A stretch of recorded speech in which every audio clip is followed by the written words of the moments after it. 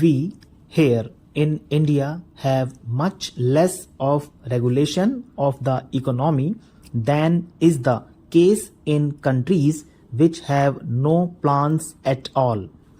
We are unable to direct our economy even to the extent as is being done in countries which do not lay any claim to socialism.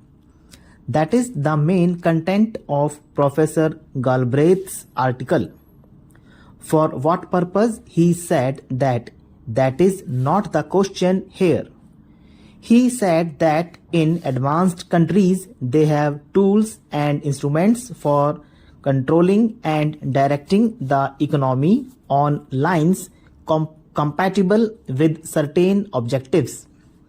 It is true that we have not got all these tools and instruments sufficiently well developed in this country. The Honorable Member Mr. Dave said that fiscal and credit regulation won't suffice for fulfilling plans of this size, magnitude and complexity. That is perfectly true. Not that we have no instruments, we have some instruments, but as far as I can judge, they are not adequate. On the other hand, when government applies some of these instruments and tools, there are shouts from a number of people against whatever regulation we introduce and practice. Then, sir, the question of centralization was raised. It was pointed out that planning in this country is centralized and it should now be decentralized.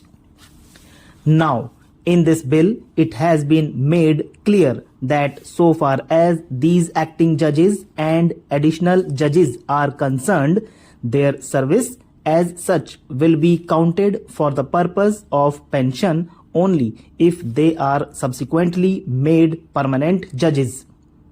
Otherwise, for example, if no such provision was made, then their service for the purpose of pension would be counted only from the time they are made permanent.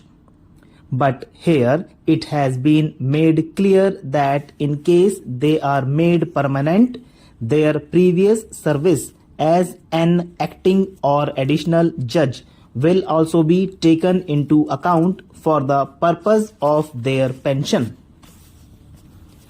Now, I would like to draw the attention of the Honorable Minister to a very important factor. As is the progress made in other democratic countries in the matter of our railways, also we should try to make it more modern. We should rationalize it and also make it modern in a manner which may compare favorably with the railways in other advanced countries of the world which have gone much ahead of us. I mean in this connection that our research, designs and standards organization should be given more consideration than has been given to it so far.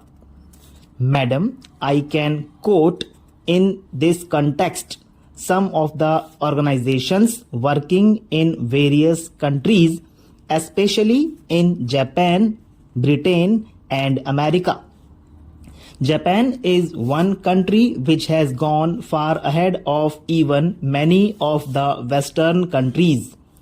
Those who have seen the performance of the Japanese railways will bear me out that it is an amazing feat how the entire system has gradually been developed, how it is all more or less electrical equipment and electrical operations with manual labor employed the least. Whereas we have the steam locomotive and some of the crude methods for operations on the railways, Japan has gone far ahead of us.